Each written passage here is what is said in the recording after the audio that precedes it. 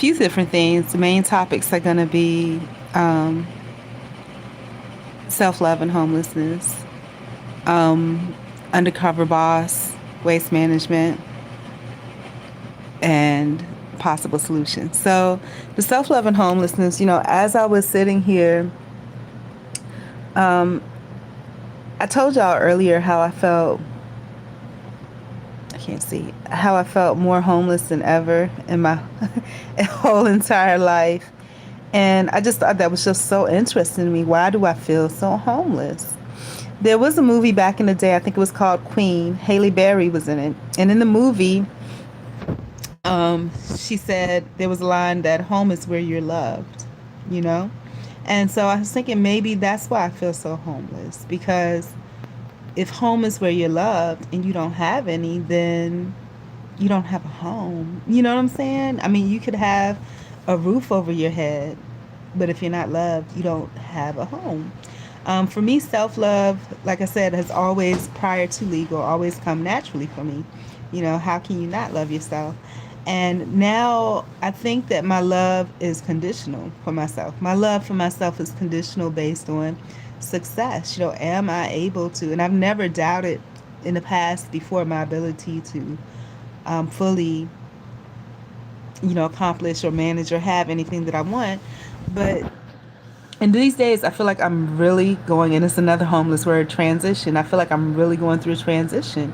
I've come to the realization that I am not going to accept anything, when it comes to employment, because like I said, that legal situation stemmed from that, that good heartedness that, okay, well, they're pulling me from this other company to work here. And, and plus, one of my neighbors and fast becoming friends recommended, well, didn't recommend, they actually, was really weird how it happened. They actually approached her and said, oh, you know her? I would like her to come work with us. They used her to recruit me. And again, they used somebody that, I thought was okay, that I thought was a good person. And I thought it was just so weird the way it happened. She used to, I call her my friend at the time, but she actually lived in my neighborhood, right? Like a street or so behind me. And I didn't know her personally at first, but I used to work part-time at the library, and I used to also work at a media company in Miami. And, when I was on breaks or whatever, I used to walk a lot, like I like to walk now. And she used to be behind the government center. I didn't know she worked there. I just thought, she was just hanging out. And I remember I would stop daily and have chats with her. And I guess she worked there. Her employer saw her talking to me and asked her, who is that? Do you know her? What does she do? And she spilled all the beans, and they were just like, we want her to come work for us. Tell her we'll give her this, that, and the other if she comes work for us. I'm not going to tell the whole story, but, I just kind of went with the flow. I had stipulations. I needed to make sure, because they didn't even have a title made up. She told me they were creating a position for me. And that's weird in itself, just because I was walking down the street and they see me talking to her, And I said I needed, it's a long story, but yeah, so, I learned a big lesson from that. That took, even though on paper it didn't take a big chunk of my life, it did. It took a lot of my life. It's still stolen a lot of me, and it stole me away from me, because I was focused on reversing whatever damage they did, just like I said over the weekend, focused on reversing whatever damage that company did. So I don't want anybody to ever feel like, if somebody says, oh, you need to get a job, this, that, and the other. No, you don't. If people are not treating you right, if people are jeopardizing your reputation, and this is in real life too, not just with work, but, I talk about me going to that Piggly Wiggly. I don't need to go there anymore. If any way people, places, or things are jeopardizing your reputation, jeopardizing your security, whether it be cybersecurity or physical security, you do not need to be in the presence of that. And I think the way the society has it effed up is that they tell you, or they try to put into your mind, oh, oh, if you don't work, then, whatever. But you see the toll that it has taken on me physically. You see the toll that it has taken on me I see the toll it's taking on me mentally. I'm sure you guys see it too, because there's a big change, a big change. And the thing about it is that once those changes happen, it takes work to bring those back to center, you know? Um, but yeah, I pondered that thought that, I just thought it was interesting. I didn't feel sad or happy about it at all, but the thought was, wow, that's an interesting thought that I had, that, hey, that I feel more homeless now than I've ever felt. And then I explored that. And the reason behind that is because home, like the movie Queen said, home is where you're loved. If you don't have anywhere that you're loved, you don't have a home. And I thought about earlier today when I was talking about, how that I felt, more homeless than ever. And I thought about how, I really genuinely wanted to make this place, when I say this place, Valdosta, my home. But then I thought about it some more, and every other city that I lived in, I wanted to make my home as well, but it didn't work out. And I thought about how I mentioned, my back, mentioned previously about, consideration of, where would I go if I left here? I don't know, like if I had my camper thing going, I would just travel. I would just go and work whatever odd jobs, But it's like, if I were to stay here, it would be really, when I say here, I mean in the U.S., it would be really superficial. Like, the choice would be, okay, would have to be near Del Taco. You know what I'm saying? Something stupid like that. But don't really have any, other place that I would want to go here. And I think really my next step, I would have to have a camper van if I did travel in the U.S. anymore, and it would be somewhere where there's a Del Taco. It wouldn't be up north anywhere. I would just go out west. I've never been there.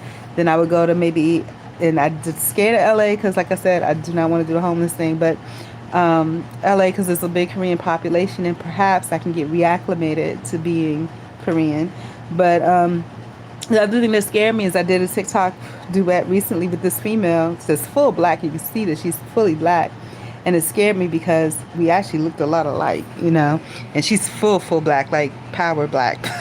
And I looked just like her in the video. It was scary. But, but it's not about appearance. It's what's on the inside, And I thought about that, going to LA to, making my way there slowly. I stopped somewhere in the Midwest and I say, but I always get stuck in places. I say, go to the Midwest and, go somewhere near Del Taco and maybe stay for 3 months, but it'll probably end up being 2 years. But I don't want to do that. I don't have a lot of time left. I'm old.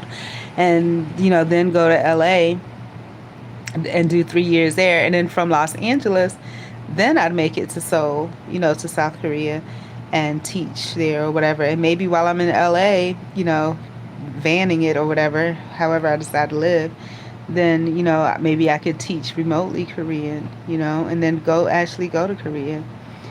But I don't know, it's like that's where I am. I don't know. That's why I feel in love or homeless or more homeless than ever because it's completely unloved. I don't even have, like before, at least I was like, okay, my mom loves me. I'm going to get it together. And, once this legal thing is completely done, go back. But there is none there. And maybe that was the actual thing, because like I said, when I was going through the legal thing, there were FBI agents involved, ones that pretend, that were of my complexion, pretending to be whatever. There were people that were undercover that were like, expressed interest that it wasn't like that. And then there were people on actual jobs where I would go to a job, and I remember I had random interviews. This is where my career thing really went crazy, but I went on random interviews, and the person that was interviewing me was said, oh, you're going to be interviewed by such and such instead. And they knew something wasn't good. They were like, good luck. They knew, and then the interview was weird. They were like, oh, you're the black sheep of the family. I'm like, what does that have to do with anything? And I didn't know if I was the black sheep. I didn't know it at the time, but they were implanting that, So it's just, I explored that, and that's when, because I didn't feel any way about the fact that, I feel more homeless now than ever. But when I thought about why, and, that came to mind as to why, that's when I started feeling sad. And then, I had Undercover Boss in the background for Waste Management, and they had a scene in Pompano Beach. And the one scene that got to me, my daddy, he died of like 5 different things. related to alcoholism. Supposedly, I believe it. At first, I didn't. I was like, they probably could have done more, but I'm sure that they just decided not to. But when it's my time to go, or whenever my demise comes, hopefully, I don't use any drugs or alcohol or nothing like that. I'm not promiscuous or anything. I haven't gotten kidnapped yet, even though I'm definitely afraid every time I go out. But you know, when however God sees fit for my chapter to end. I feel like I have many chapters to go. They may not be a lot of fun, but I feel like there's going to be a gold nugget at the end of the tunnel. I'll accept it. I'm not gonna. You know, I'm proud to have lived this many years. There have been people that have been involved in hit and run accidents. People that have been murdered. I'm here, so I know. That I have a purpose. I just have to figure it out. I know what my heart's desire is, and I know what I want. I just gotta somehow, pluck myself out of environments that are not in agreement with me. Hopefully the whole world hasn't changed that way. But yeah, I don't, I was too good, like the stuff like, me saying that I'm gonna go out of kindness, I would do that, but I would actually go. But it's like, I'm not going. I'm not. Hopefully they don't mess up my pay. But, I'm not going. I've already sought other horizons. Now, the thing about it is this. The other opportunity that I received, I can't allow myself to quit that one or, whatever. So I have to work through it, and I have to find me a good mentor. So I need to start, church is not a good thing in itself. If any of y'all checked out the movie Devin that I recommended, that's how it is, for real, for real. But I do need to still go and see if I can harvest those people that are still good, that I love. You know what I'm saying? Because I need a mentor. The church isn't going to support any of that, but I do need a mentor. I need someone to be real with me. That's part of the reason that I'm on YouTube, even though I don't get that. I think I just get random people that are just watching what they perceive to be a train wreck. You know what I mean?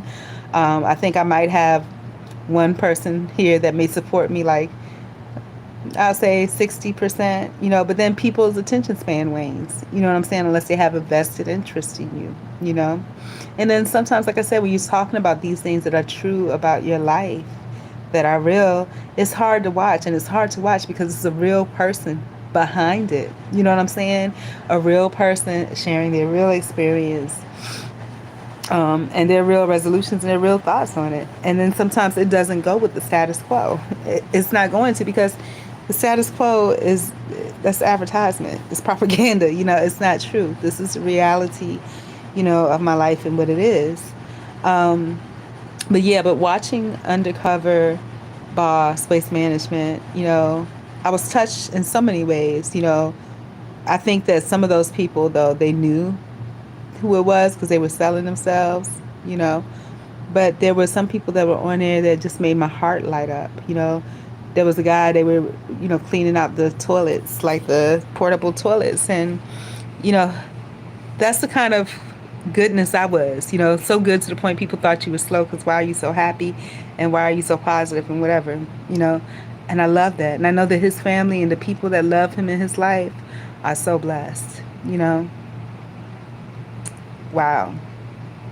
But I had a saying or quote that I did in Spanish, French, and Korean, and I struggled with the Korean part, I'm going to be honest. But, that whatever it is that you admire about other people, and it's such a blessing to even find things that you admire about other people in this day and age, So for me to be able to see anything, that guy, he was genuine. But he ended up moving on from waste management, and he moved on to work at a hospital, which I think is also great, cheering people up, So, I don't know. But those things, I admire that about him, his positive energy and spirit.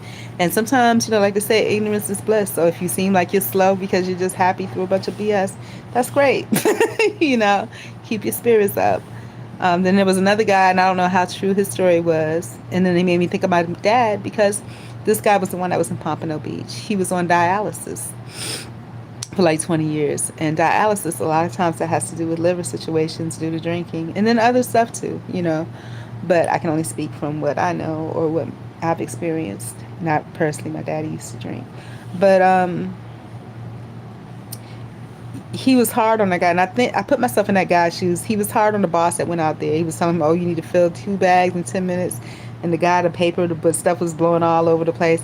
And even though he was on dialysis, told the story, if I worked for him, it wouldn't have worked out. Because one, he's saying, oh, I would do 2 in 10 minutes. I would have been like, show me, set the example. And then he got mad at the boss and was snarky with him because he asked him what was the best way to do things. He was like, oh, he had nerve to ask all these questions.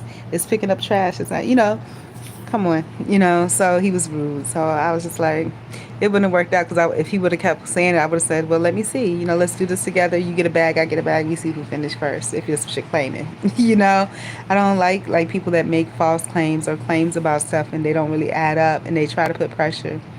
I don't like it, And he actually fired the boss of the place. Like I said, I think they kind of knew what was up. And another thing I didn't know, and this woman had a point, she was with Waste Management, and they're on these routes, and they're on productivity time. So when she had to go to the bathroom, they can't pull in somewhere. So she had a can that she would pee in, So, but it showed me a lot, And in the end, the dialysis guy, what he said, and part of this may be true, but he was like, if I can, he says, what really pisses me off is if I can do 2 bags in 10 minutes and I have all these health problems, it's somebody that doesn't have any health problems that's just dragging their feet. And then the guy asked him, well, what keeps you moving? And he says, well, I don't let my physical tell me what I am and I'm not going to do. I let my spirit. So letting his spirit be his guide, because he said if he relied on his physical, he wouldn't get much done. Like he was saying, his boss wasn't getting much done, But yeah, I guess that's really about it. I mean, that show really touched me. I'm familiar with Pompano Beach, and the fact that this guy told a story, the boss happened to be touched by it and didn't fire him, that was great. But, I see a lot of BS in the story too, because I would have made him prove himself. If he's saying this, I don't care if you're the boss. If you're saying it, don't say that unless you can prove it. Don't downplay me, on that if you can't prove it, Then the one last thing, and I'm glad the boss saw this, was there was a person in a higher position that was doing things that was illegal. They have a 30-minute lunch break, right? The boss offers, the company policy is you get a 3-minute grace period. But that's not how that boss of that department ran it. The way he ran it is that if you're late 1 minute, you get docked for 2. So that's theft, And he did talk to them about that. But this is a good episode, But yeah, so the main summary of it all is that go with your gut instinct, go with your spirit. Nobody knows the road you have to travel but you. And if society or something promotes something so heavy and so hard that doesn't make sense for you or your life, you don't have to go with that. Things are promoted based on what's best for the person promoting that or the entity promoting that. And if the entity promoting that is the government or the institution of capitalism, then yeah, they're going to tell you they need slaves, and slaves, you're not thinking you're always miserable and you're just doing whatever's being told, But I'm glad for the experience that I had because I understand not only my plight, but the plight of others that, hey, I'm not putting myself at a risk legally because people, and when you say that, you scare people and then people will go crazy. And that's true. And I've experienced that before and it's okay. It's quite all right. And then also, the importance of not surrounding yourself with people, places, and things that are a liability to you. I read from Newsbreak earlier about the situation this guy had at the store. I've been at that store before. I've never have been told to not come back or nothing like that or to leave. And maybe she didn't tell him that.Maybe she lied and that's what she said to the police. And then he decided he wasn't going to go anywhere because, the thing is that, you're not supposed to go somewhere if you didn't do anything. People lie all the time. And that woman that runs that place over there, unscrupulous. And like I said, just based on her visuals. But that's the visuals of Valdosta for a lot of people in this situation. But like I said, I'm going to work on that because I've noticed recently I've been saying a lot of negative things like that. And it's not okay because it's not intelligent. It's not mature, and it's not going to resolve an issue. You can't resolve an issue if you are being the one that's being discriminatory in the way that you speak. And discrimination isn't just race, it's classism, socioeconomic classism. And again,